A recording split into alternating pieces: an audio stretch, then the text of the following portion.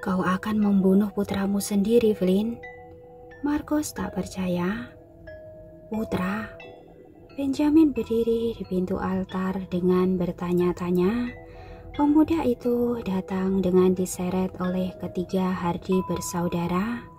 Wajah Ben babak belur dengan beberapa darah masih merembes dari pelipisnya. Mereka baru saja bertarung dengan cukup sengit. Akhirnya Benjamin kalah dan diseret ke hadapan wali kota Flynn. Tuan Markus, siapa yang kau maksud dengan putra ayahku? Wajah wali kota Flynn memucat. Dia mengentakkan tongkatnya sekali ke permukaan lantai pualam, lalu mengayunkannya ke udara. Sebuah tembakan sihir berwarna api biru melesat untuk menyerang Markus. Markus bisa menghindar tepat waktu. Markus pun menggunakan sisa-sisa kemampuan sihirnya yang masih melekat untuk melindungi diri dari serangan wali kota Flynn. Apa kau pikir aku tidak tahu, Flynn? Semua perbuatan busuk yang telah kau lakukan di masa lalu, aku mengetahuinya dengan tepat. Kenapa tidak kau sampaikan pada Benjamin dan kepada dunia siapa kau sebenarnya? Satu serangan tembakan seperti air melesat dari tongkat sihir Daniel Flynn dan menyerang Markus sekali lagi. Markus tidak siap hingga dia terdorong. Kakinya menyeret di permukaan lantai pualam yang dingin. Markus memuntahkan darah segar akibat dorongan kekuatan sihir Daniel Flynn. Benjamin mengeluarkan sihirnya. Dia menghalau serangan wali kota Flynn ketika sekali lagi akan menghantam Markus yang sudah tak berdaya di lantai. Jangan ikut campur, Ben. Kau memang anak yang tidak berguna. Bukankah kau kuminta untuk membawa gadis itu ke sini? Tapi kau malah membebaskannya. Dasar pengkhianat. Teriak wali kota Flynn yang kini berganti menyerang Benjamin. Benjamin melompat ke udara dan mengubah diri menjadi seekor serigala kelabu kehitaman yang sangat besar. Rahang-rahangnya membesar dan menguat. Dia siap menerjang ayah tirinya. Akan tetapi wali kota Flynn terus-menerus mengeluarkan kemampuan sihirnya untuk menghalau serangan Ben. Hanakana mana? Sejumlah mantra diucapkan oleh wali kota Flynn hingga muncul selubung sihir yang mengunci Ben dan Markus. Ben terkurung di dalam sangkar perak yang melayang di udara. Di sisi lain, Markus terkurung di dalam sangkar kaca yang tak kasat mata. Tempat suci itu menjadi lengang sekeras apapun Benjamin memukul dan menendang sangkar perak itu, dia tak bisa bebas. Perak menjadi kelemahan werewolf, sedangkan Markus yang sudah kehilangan kemampuan sihirnya hanya bisa diam dan pasrah. Kecelakaan saat tiba di dunia manusia membuat Markus menjadi lemah. Anthony, Ethan, dan Jonathan segera berlutut dan memberi hormat kepada wali kota Flynn. Joe sempat melirik ke atas altar tempat Jesse Dauntes terbaring tak sadarkan diri. Ketiga serigala Hardy bertanya-tanya apa yang sedang direncanakan oleh wali kota Flynn. Tapi mereka menahan diri dan bekerja secara profesional. Mereka tidak pernah menanyakan alasan pemberian tugas. Sampai ritual malam bulan purnama ini berlangsung, kalian harus mengamankan seluruh kota Westlake. Aku tidak ingin ada serangan dan gangguan dari luar. Jika kalian berhasil menemukan gadis itu, maka aku akan memberikan hutan Darkwood untuk Pack kalian. Dan yang terpenting, saat ini adalah jantung dari putraku sendiri yang sudah ternoda oleh kutukan. Jantung dari Jesse Dauntes. Oh tidak, seharusnya dia menjadi Jesse Flynn. Ketiga Hardy bersaudara dan Benjamin yang terkurung menatap wali kota Flynn dengan terkejut. Mereka benar-benar tak menduga jika Jesse Dauntes adalah putra kandung dari wali kota Flynn. "Apa maksudmu, Ayah?" teriak Ben pada wali kota Flynn. "Tuan Markus, bisa kau jelaskan padaku?" Kini Ben berteriak pada Markus yang terkurung tepat di sampingnya. "Iya, ayah tirimu menjalin hubungan gelap dengan Ratu Darkwood. Sang ratu hamil bukan dengan sang raja, melainkan dengan Daniel Flynn. Sayangnya, Raja Dauntes II yang baik hati dan diberkati tidak mengetahui kenyataan itu. Sebelum semuanya terungkap, Ratu dan wali kota Flynn bekerja sama untuk menjebak Alyssa. Mereka mengorbankan Alyssa untuk menutupi pengkhianatan mereka." "Jadi, Jesse Dauntes adalah anak kandung wali kota Flynn?" Ben mencoba memastikan apa yang baru saja dia dengar. "Iya, dan yang lebih lucu lagi, Rin Orwell adalah darah daging dari Alyssa dan sang raja. Aku tidak tahu Rin dan Jesse mengetahui fakta ini atau tidak, tapi ini sangat menarik." "Apa? Rin bukan putrimu?" teriak Ben. "Jadi selama ini Anda meminta kami menyerang istana Darkwood hanya untuk mendapatkan Jesse Dauntes wali kota Flynn?" Akhirnya Joe mengajukan pertanyaan. "Apa kalian sudah tidak profesional lagi, Hardy bersaudara? Lakukan pekerjaan kalian tanpa ada pertanyaan. Tapi demi memuaskan rasa ingin tahu kalian, akan aku jelaskan. Selama ini aku memang menunggu sampai kutukan itu benar-benar menguat di dalam jantung Jesse. Jika kutukan itu sudah menguasai dirinya, maka jantung Jesse yang terkutuk bisa aku ambil untuk meningkatkan kekuatanku sendiri. Setelah itu, jika sang penyihir dibangkitkan, aku juga akan mengoyak jantungnya dan memakannya. Kombinasi kedua kekuatan itu bisa menghasilkan keabadian dan kekuatan yang tak terkira." Wali kota Flynn tertawa terbahak-bahak. Salah satu serigala pemburu dari Hardypack datang membuat laporan. "Ada serangan di perbatasan kota. Pasukan kegelapan datang dalam jumlah besar untuk menyerang kita." Ren berjalan meninggalkan kediaman pribadi Jill Bodley setelah mengalahkan para iblis pengoyak seorang diri. Beberapa langkah kaki setelah menyeberangi jalan, tiba-tiba rumah Jill meledak. Kobaran api yang sangat besar membumbung ke langit malam. Ren menyeringai sambil menyeka darah yang menetes di dahinya. "Iblis pengoyak harus dikubur bersama dengan penciptanya. Mereka harus dikoyak bersama-sama dan dimasukkan ke dalam neraka terdalam." Sambil menatap ke langit yang gelap, bulan purnama bersinar terang di atas kepalanya. Awan hitam bergulung-gulung melesat di langit. Ren merasakan energi sihir yang sangat kuat datang dari suatu tempat. Erika baru saja tiba di kota kegelapan. Dia bertemu dengan Wes dan menjelaskan semuanya dengan singkat. Dan dalam hitungan detik seluruh pasukan kegelapan dari kota kegelapan bangkit dan hadir di perbatasan kota. Bersama-sama mereka menyerang kawasan serigala yang mencoba melindungi kota. Perang tak dapat dihindarkan. Satu makhluk besar dan gelap dengan kepakan sayap yang lebar mendarat di tepat di depan Ren. Ren tak pernah dia melihat makhluk itu sebelumnya, tapi sering mendengar namanya disebut-sebut. "Inikah sang naga?"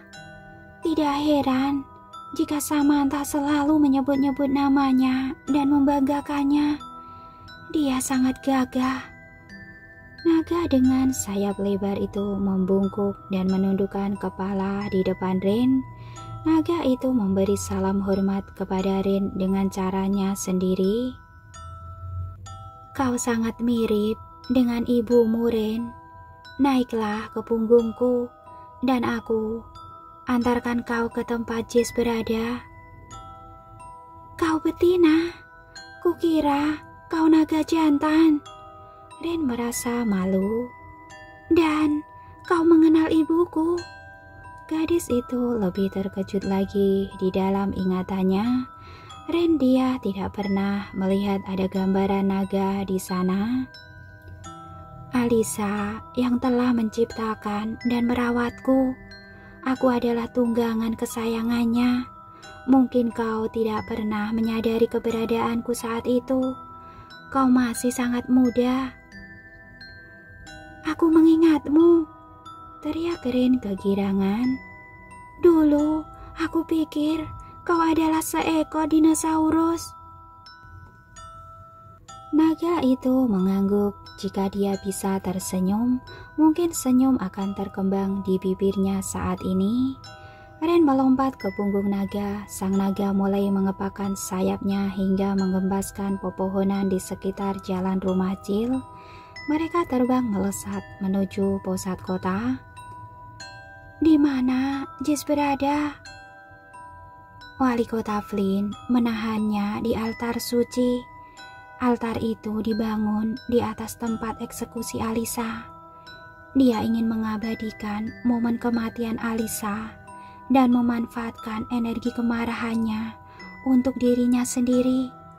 Wali kota Flynn ingin mengoyak jantung Jess yang terkutuk dan juga jantungmu untuk membuatnya hidup abadi dengan kekuatan sihir yang tak terkalahkan. Ren mengepalkan kedua tangannya di punggung sang naga. Mereka terbang melesat menuju pusat kota. Ke altar suci berada di kejauhan pada perbatasan antara hutan Dagwood dan kota Westlake. Ren melihat ada banyak api yang membumbung. Apa yang terjadi di sana? Kawanan serigala dan warlock sedang berusaha menghalau pasukan kegelapan. Tapi aku yakin itu tidak lama. Pasukan kegelapan memiliki kemampuan yang tak dimiliki oleh para tentara yang lain di negeri ini. Mereka datang untuk menyelamatkan rajanya.